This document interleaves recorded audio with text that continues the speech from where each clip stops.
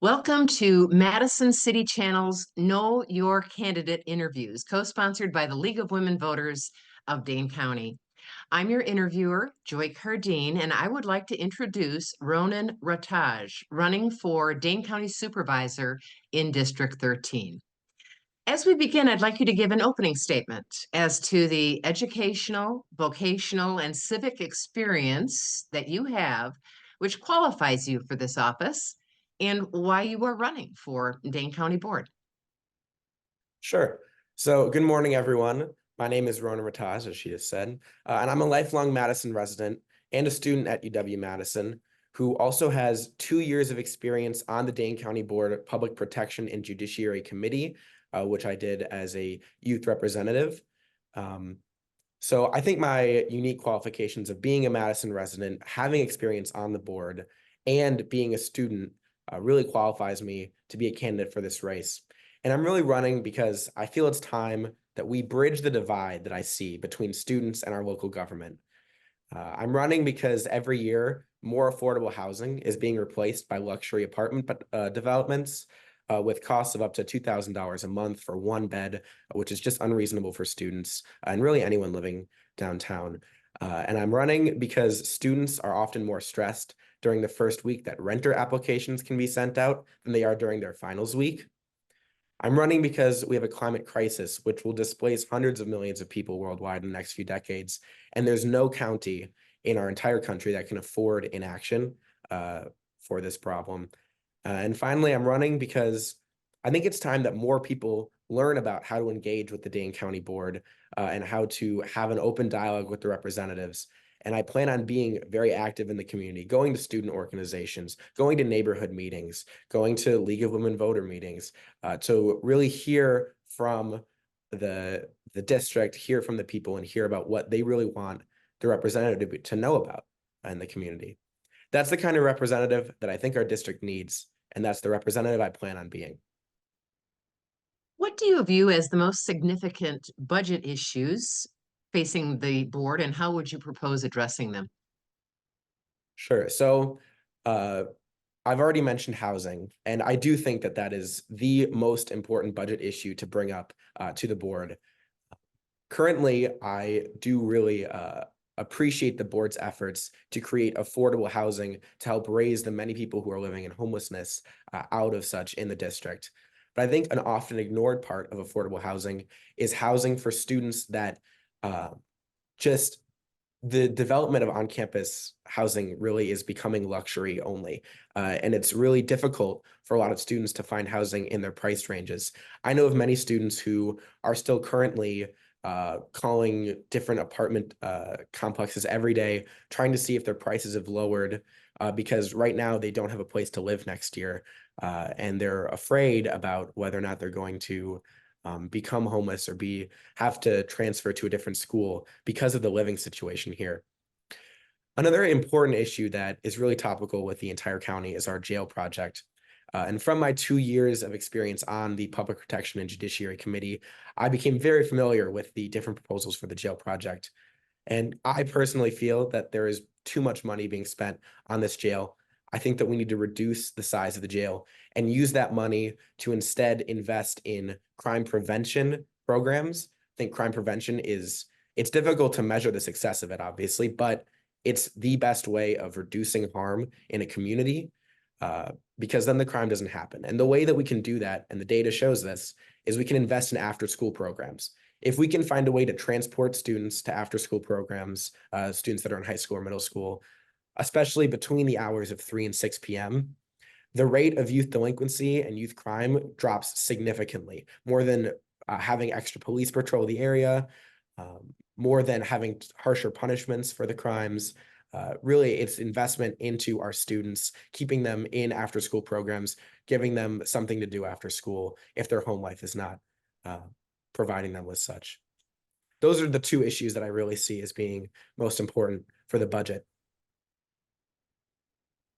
What do you see as the next right steps for the county to take in addressing mental illness and substance use disorders to divert people from the criminal justice system?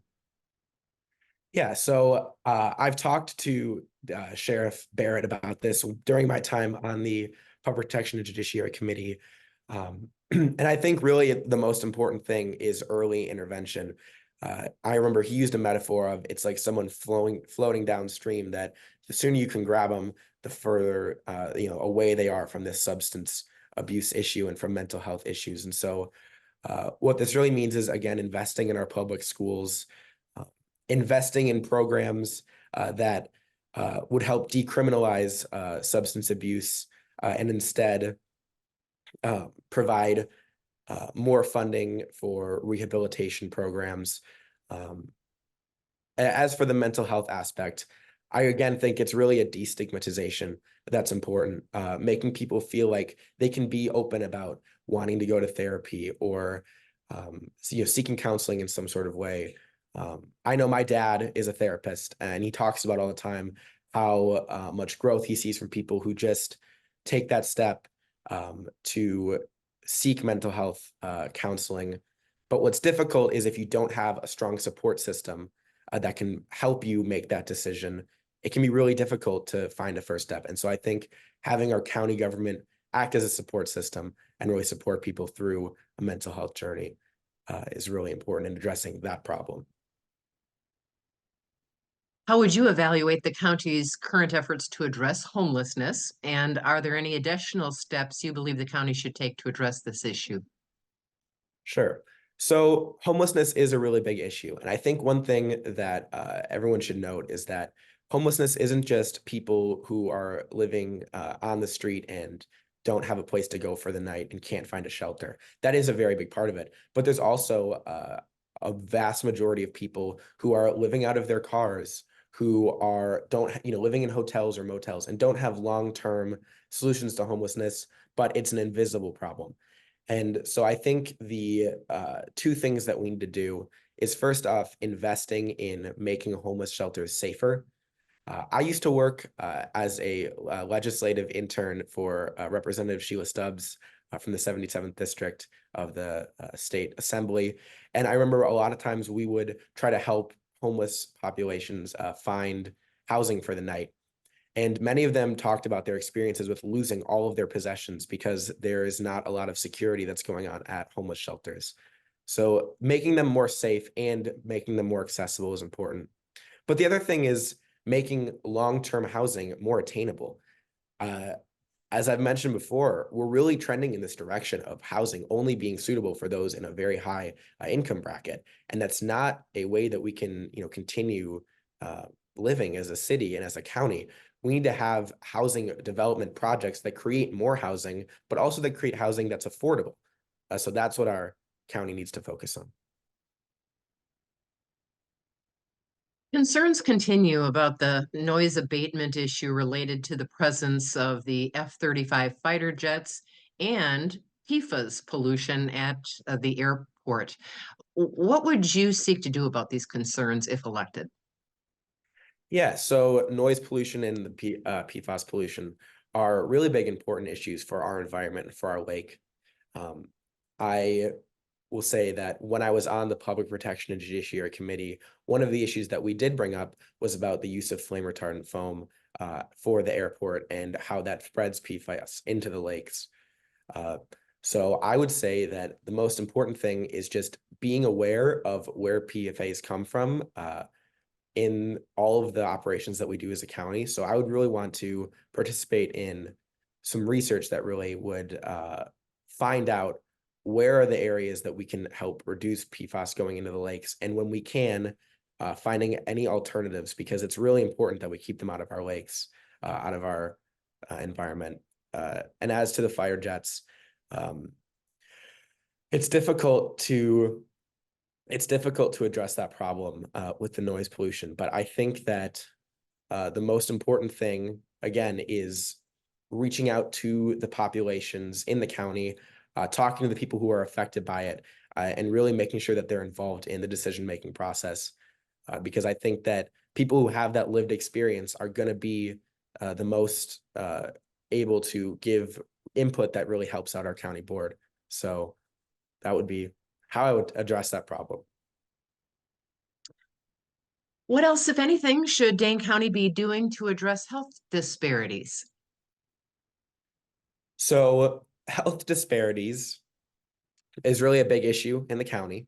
And I think that one thing that our county should really look at trying to do is supporting educational programs that would really teach people about many of the different issues in the uh, current health system, especially with pharmaceuticals.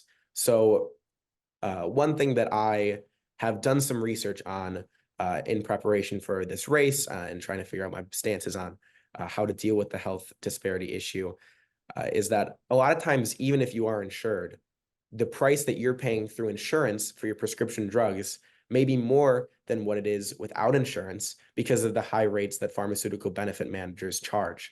And unfortunately, pharmacies often are given gag contracts where they're not allowed to tell you this issue. So a very simple first step would be letting everyone know, hey, when you go to pick up a prescription drug, especially one that's not as specialized, um, ask the pharmacy what's the cost out of pocket and what's the cost through my insurance. That's a very simple way to reduce costs for a lot of people.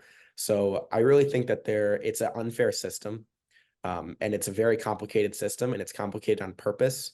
And so the more we can do to help teach people about the system, the better we will be at helping to overcome a lot of the disparities in our community. Please tell us about other priorities for the residents of your district that we have not yet addressed and how you would propose addressing them. Sure. So I think I've touched on this on most of my answers, but I really think one of the biggest issues about our county board is that people don't know enough about the county board. I have been canvassing so far. I've been knocking on doors, and I don't believe I've met a single person who could tell me who their representative was at this moment, or who even knew what the county board really did. And so I think making sure that our representative is really active in the community and is taking all the opportunities they can to engage with their community, not just their next door neighbors, but really everyone in the district, um, is a really important thing because it doesn't just help the people learn more about the county board and be able to voice their opinions more, but it also helps the representative, right? It helps the representative learn about what issues really matter to the people. So there's a lot of different issues that we haven't brought up in this interview that affect a lot of different people in the county. And I think being a representative who reaches out to them, takes the first steps to learn about all of those issues is really a way that we bring them forward. Finally, what would you like to say to our viewing audience as we complete this interview? Sure. So I would just like to first thank the League of Women Voters for conducting this interview. I just talked a lot about awareness, and I think awareness on this election and the work that you guys are doing is really important. I guess I'll close with this. There are more, this district has suburban families that are trying to raise their families in this neighborhood. We have students living on and off campus. We have recently graduated people. And I think the most important thing is that a lot of the issues that I'm talking about are not just to help one side of that or the other. It's really a collective effort in this district. Uh, for example, if you're a family living in a suburban home, you might not think that affordable student housing would be beneficial for you in the short term. And in a lot of ways, that's true. But what affordable student housing would do is bring more students to Madison, allow more students to live in Madison after they graduate, which brings more doctors, right? There's a huge doctor and nurse shortage in our hospitals. And so having more doctors and nurses in the area is important. We can expand how many residents we allow. I mean, that's also a Congress thing, but we can expand how many residents we allow if we have more housing as well, because more people will be able to afford living here. Um, so really just in general, I would say that all of these solutions that I'm trying to bring forward are really trying to help everyone in the community. I'm really not trying to ignore a certain group. Um, yeah, that would be my closing statement. I want to thank Ronan Rataj for speaking with us, and I want to thank you, the viewing audience, for taking the time to know your candidates. I want to remind everyone that the primary election day is Tuesday, February 20th, and the general election is Tuesday, April 2nd. Every election is important. Please vote. On behalf of Madison City Channel and the League of Women Voters of Dane County, thank you for joining us.